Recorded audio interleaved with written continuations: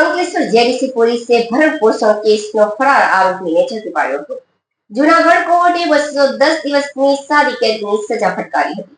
સજા વોરંટ જારી થયા બાદથી તે નાસ્તો ફરતો હતો.